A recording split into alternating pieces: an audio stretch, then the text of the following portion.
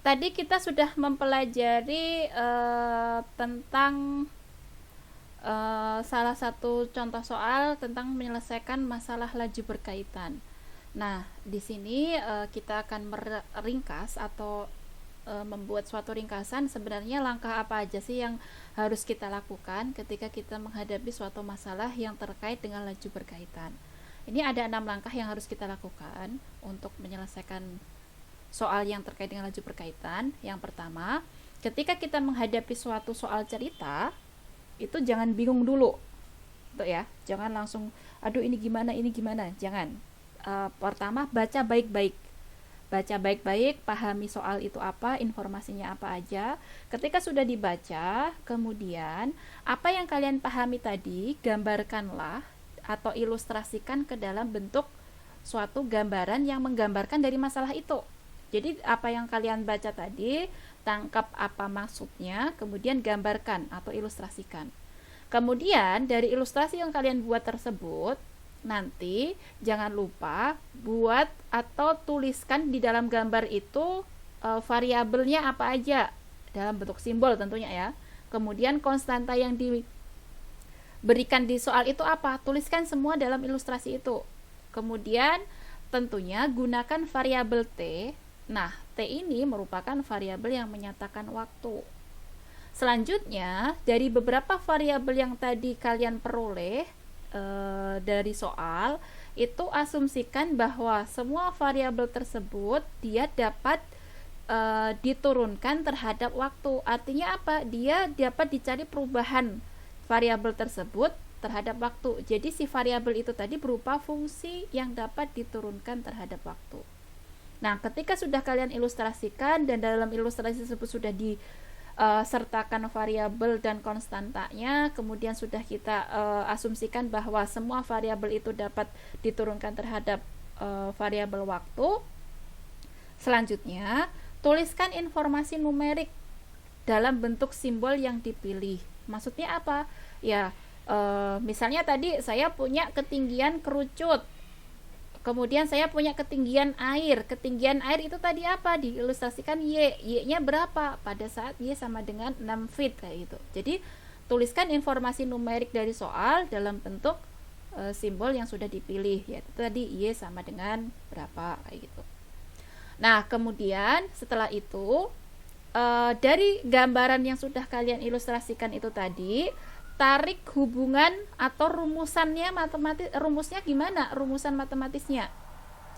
Oh, sebelum ke situ tulis dulu apa yang ditanyakan sih sebenarnya di soal itu gitu. Nah, misalnya kayak tadi ditanyakan laju perubahan posisi air pada tabung. Ya berarti di DY per DT itu yang ditanyakan. Pada saat apa? Pada saat Y-nya 6 feet tadi. Ya, itu tuliskan apa yang ditanyakan. Ketika sudah tahu apa yang ditanyakan, kemudian informasi numeriknya sudah ada, ilustrasinya sudah tahu, selanjutnya kita cari rumusannya. Jadi cari hubungan antar variabelnya. Hubungan antar variabelnya apa? Ya kalau tadi terkait dengan suatu kerucut yang dalam kerucut tersebut ada suatu tabung dalam bentuk kerucut kemudian dimasukkan air, ya berarti kita harus mencari hubungannya, ya itu kira-kira hubungannya apa ya? Ya volume, berarti volume dari siapa? Volume dari air yang dimasukkan ke dalam tabung tersebut. Nah berarti karena tabungnya bentuknya kerucut, ya berarti kita harus mencari volume air itu dengan menggunakan rumusan volume kerucut kayak gitu. Nah kemudian yang kelima, ketika sudah tahu persamaannya, turunkan dari persamaan yang kita peroleh dari langkah 4 itu tadi, turunkan terhadap variabel waktu. Kemudian ketika kita sudah turunkan, cari apa yang ditanyakan tadi dari poin 3. Nah kemudian semua variabel yang sudah kita peroleh dan konstanta yang sudah diberikan di soal, kita hitung untuk mendapatkan pertanyaan dari poin 3, yaitu hitung laju perubahan dengan mensubstitusikan nilai-nilai yang sudah diketahui kayak gitu ya. Jadi kalau kita ringkas langkah-langkah yang harus kita lakukan dalam mengerjakan soal itu ada 6 kayak gini. Oke, langsung saja kita aplikasikan lagi langkah-langkah tersebut ke contoh 1.2. Coba salah satu dibaca dulu. Baca baik-baik dan pahami dengan baik apa maksud dari soal tersebut. Silahkan salah satu membaca soal tersebut.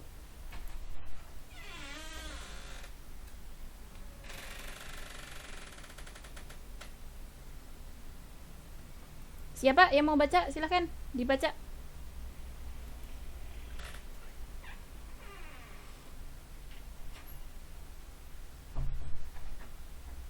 Saya, Bu. Silakan. Suatu balon udara panas naik lurus ke atas dari bidang datar. Seorang pengamat berada sejauh 150 meter dari titik pengangkatan balon.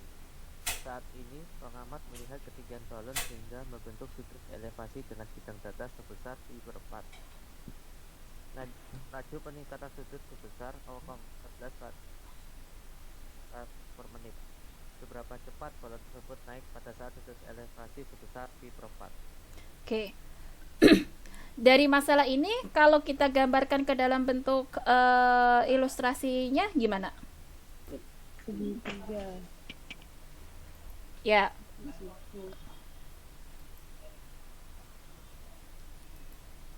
Berarti kita punya balon udara yang dia naik lurus ke atas dari bidang datar. Berarti kita gambar dulu bidang datarnya. Kita punya bidang datar.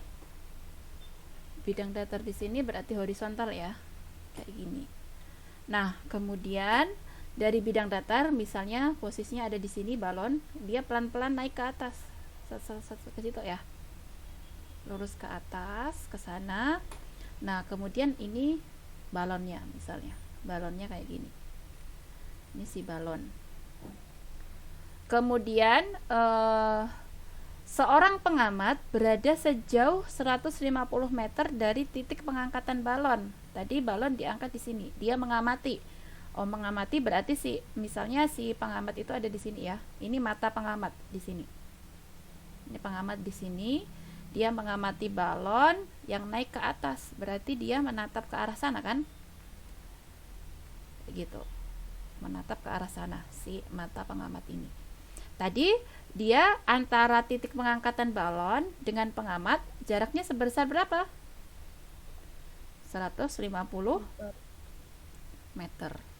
Kemudian saat ini pengamat melihat ketinggian balon sehingga membentuk sudut elevasi dengan bidang datar sebesar pi/4. Berarti antara ini ke sini kan dia membentuk sudut. Saat ini sudut yang dibentuk itu sebesar berapa? pi/4. Kayak gitu. Nah, kemudian laju peningkatan sudut, ingat, laju peningkatan sudut itu identik dengan apa? Turunan pertama dari sudut kan? Berarti kita punya d theta per dt. Kayak gini. Besar berapa dia? 0,14 radian per menit. Nah, selanjutnya kita ditanya nih, seberapa cepat balon tersebut naik pada sudut elevasi theta sama dengan pi/4. Berarti seberapa cepat balon tersebut naik, berarti identik perjalanan dia naik ke atas gini kan? Ke arah sana terus kan? Iya, Bu. Nah, ini misalnya kita notasikan dengan variabel y kayak gini. Nah, berarti kita ditanyakan apa? dy per dt pada saat tetanya sama dengan pi/4 kayak gitu. Nah, ketika sudah kita ilustrasikan seperti ini, ya kita biar tidak bingung, kita misalkan variabel yang sudah kita ambil tadi kita kasih keterangan. Misalkan apa aja variabel yang sudah kita ambil di situ? Ada theta, kemudian ada y, kayak gitu. Nah, berarti dari situ kita bisa kasih keterangan theta itu apa? Sudut elevasi. Sudut elevasi yang dibentuk oleh siapa? Yang dibentuk antara pengamat dengan siapa? Dengan bidang horizontal atau bidang datar. Nah, satuannya apa sudutnya? Dalam radian. Kemudian Y ini apa? Ketinggian balon. Dalam satuan apa ketinggiannya? Ya, berarti kalau kita pakai meter di situ ya berarti di sini meter kayak gitu.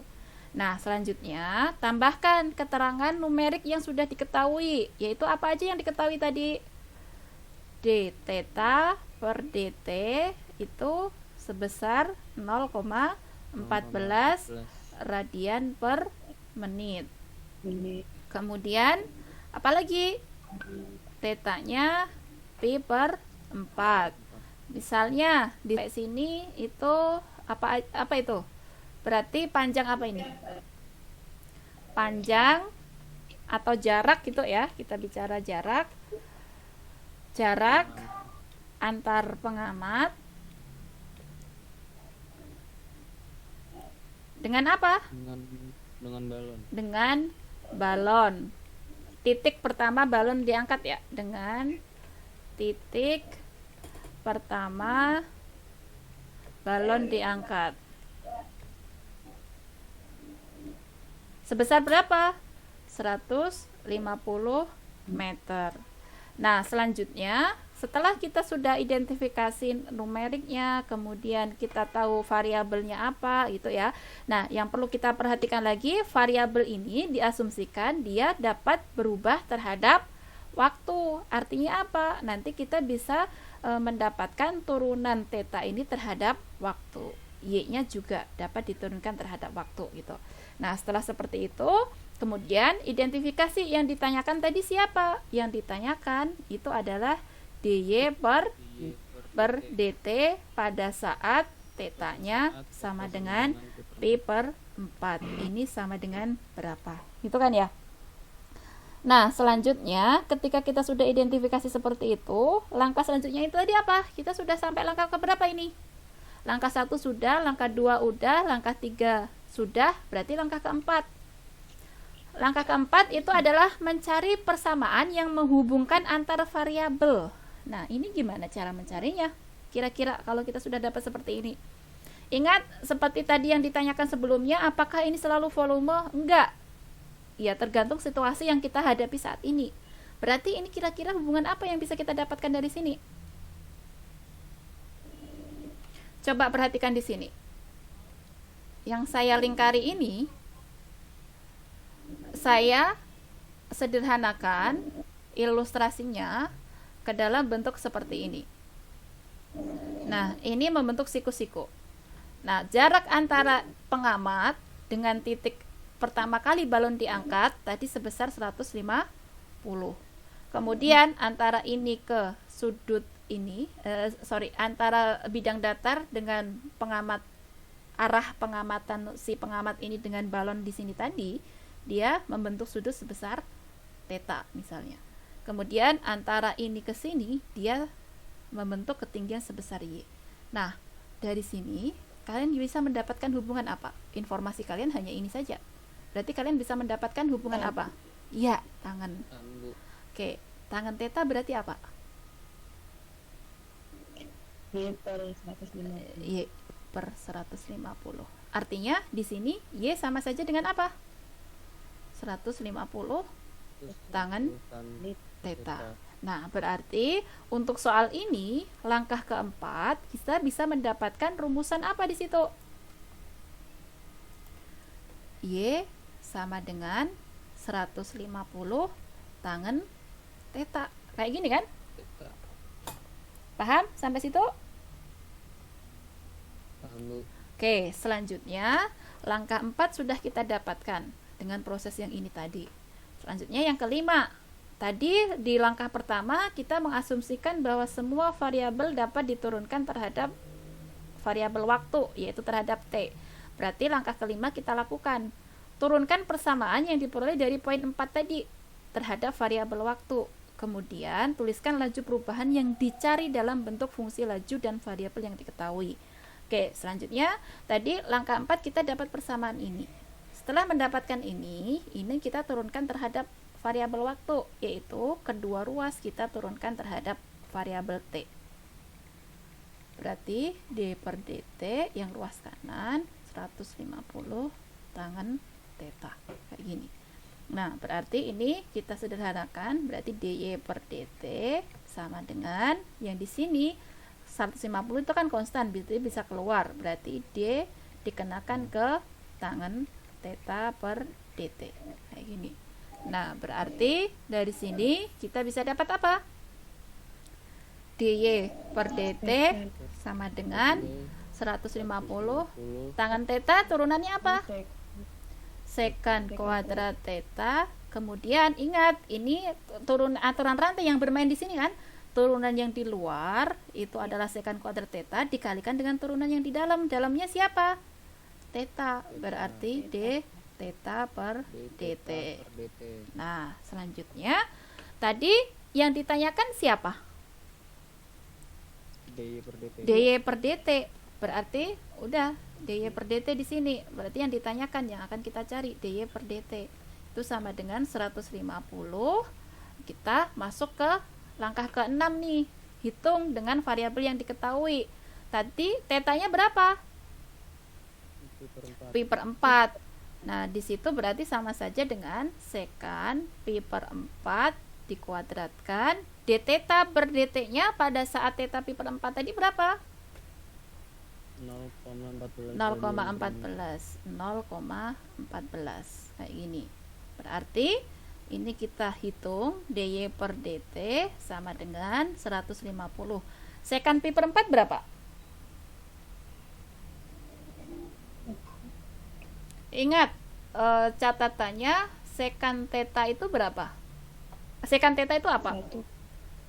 1 per cos. Oke, berarti kalau kita punya sekant pi per 4 berarti sama saja dengan 1 per cos pi per 4.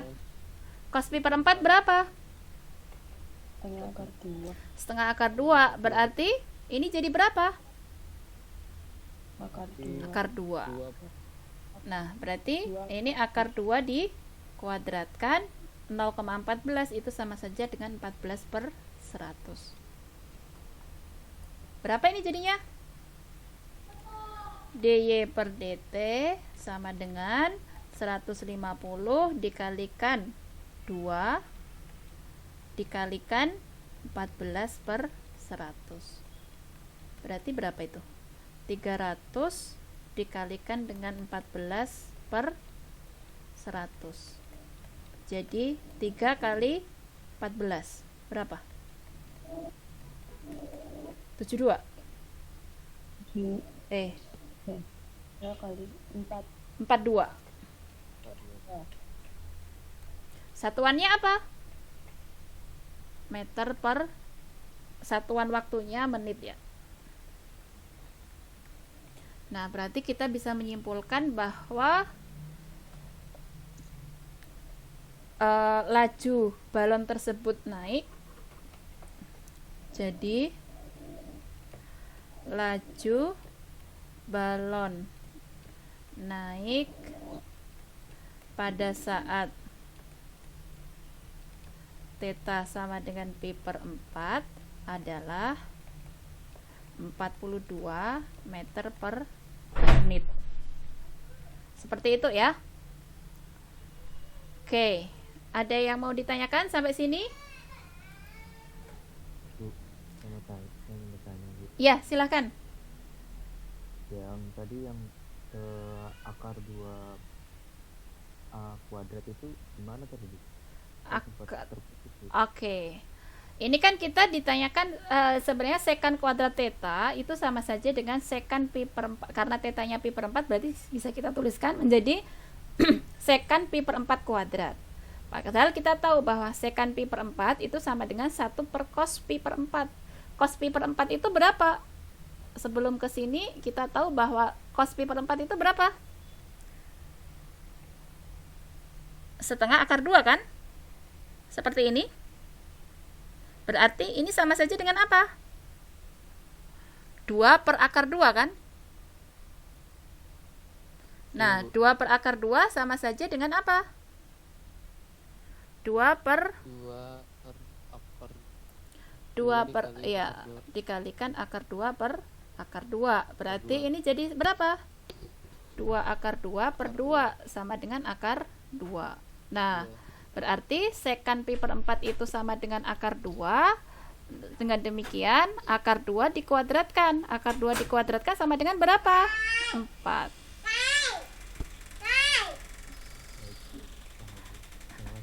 Oke, tunggu sebentar ya.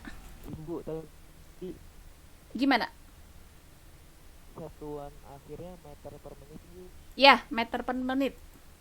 Ngikutin menyesuaikan yang ada di situ.